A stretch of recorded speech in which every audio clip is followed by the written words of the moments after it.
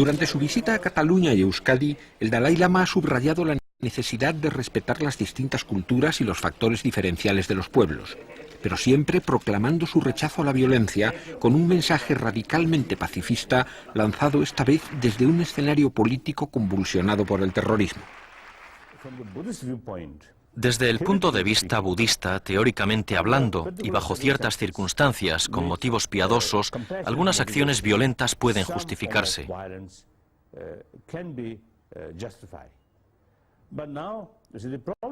El problema radica en que cuando recurres a la violencia resulta impredecible.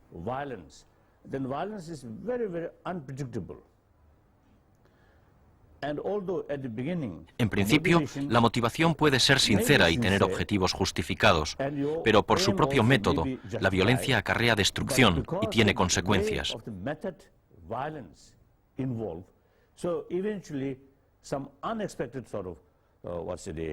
Por eso, lo mejor es evitar cualquier tipo de violencia, sin que importen motivos ni justificaciones.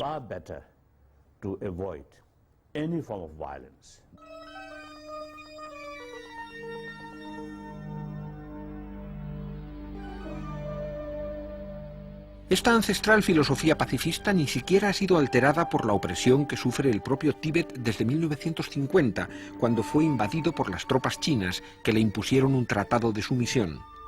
La resistencia nacionalista creció hasta reventar en unos disturbios que fueron duramente reprimidos en 1959.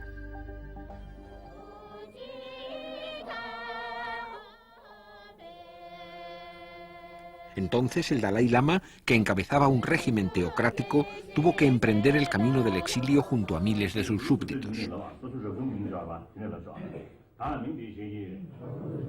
Tenzin Gyatso, 14ª encarnación del Dalai Lama, término que significa océano de sabiduría, nació en el seno de una familia campesina en 1935. Fue proclamado a la edad de 4 años.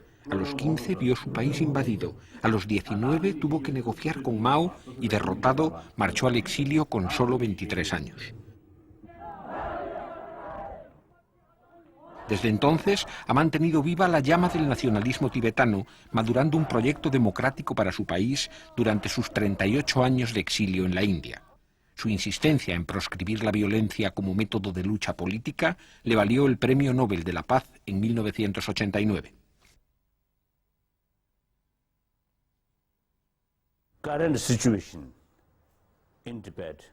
La situación actual en Tíbet es muy triste, muy grave. Yo defino esa situación como un intento, consciente o inconsciente, de genocidio cultural.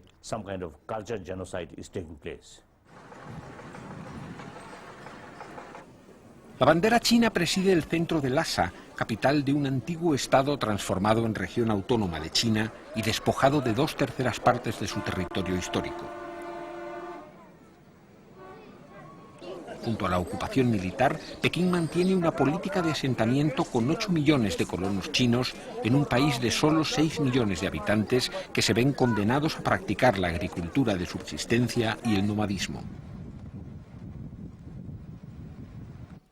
Se les han arrebatado las tierras fértiles, no se les permite estudiar en su propia lengua. La expectativa media de vida oscila en 40 años y un niño de cada 6 muere antes de cumplir 5 años. Estos datos y un analfabetismo cercano al 70% ponen en entredicho los logros proclamados por China, como la construcción de numerosos hospitales y miles de escuelas. Las cifras que resumen las denuncias políticas contra China hablan de 1 millar de presos políticos tibetanos y de 1.300 monjes expulsados de los monasterios. Durante el pasado año se contaron 10 muertos a causa de la represión política y una docena de desaparecidos, entre ellos el niño de 6 años considerado como 10ª reencarnación del Panchen Lama. Pero pese a la dureza del yugo chino, el Dalai Lama mantiene sus sueños de tolerancia para el Tíbet, renunciando a toda ambición de poder. Tan pronto podamos regresar a Tíbet con un grado de libertad satisfactorio, regresaremos.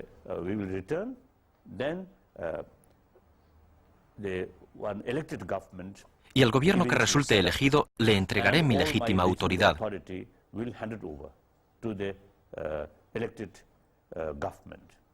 A un gobierno democrático.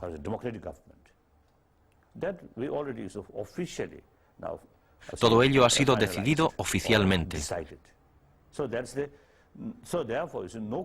Porque no tiene sentido regresar al estado anterior, ya se le llame teocrático o feudal. Aquello ya es pasado, pasado, pasado.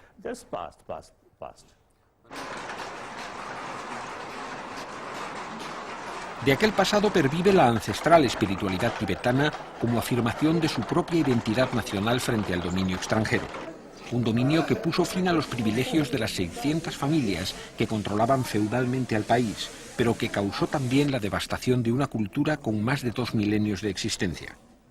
De 6.000 monasterios devastados durante la Revolución Cultural, apenas una docena se conservan o han sido reconstruidos.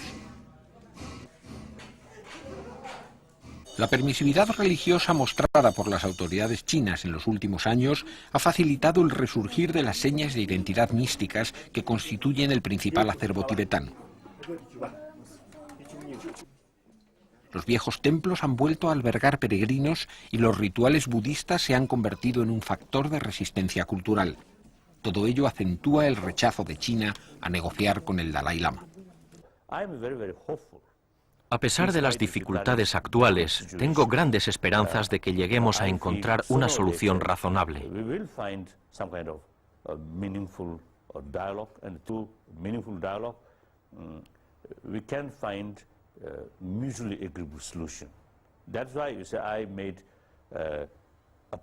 Y para ello he formulado una propuesta, podríamos decir, de vía intermedia, que no busca la independencia.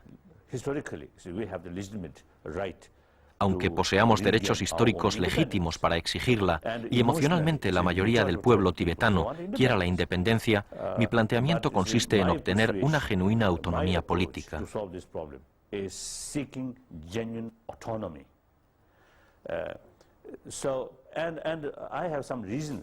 Después de todo, Tíbet es un país rodeado de tierras, no desarrollado materialmente, con gran extensión y escasa población.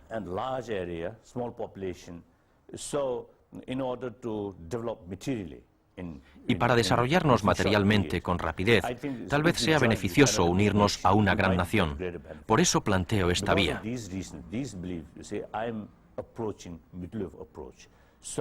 Y tan pronto reciba una señal positiva de China, estoy dispuesto a conversar, sin poner condiciones, en cualquier momento y en cualquier lugar.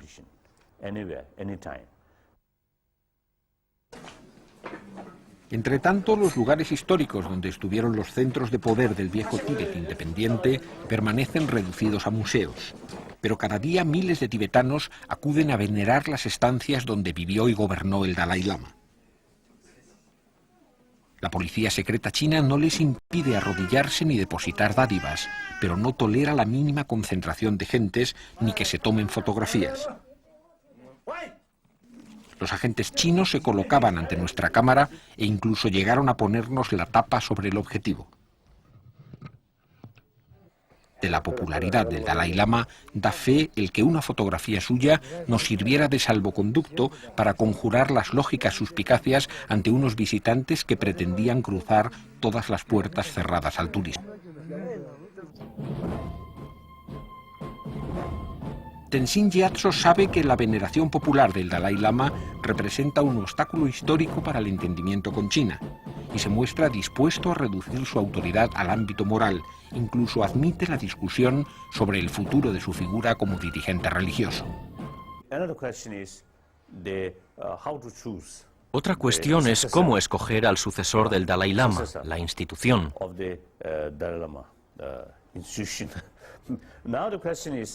La cuestión es saber si debe mantenerse la tradición de la reencarnación o ir a un sistema parecido al que determina la sucesión del Papa o alguna forma de designación por antigüedad, que son opciones posibles.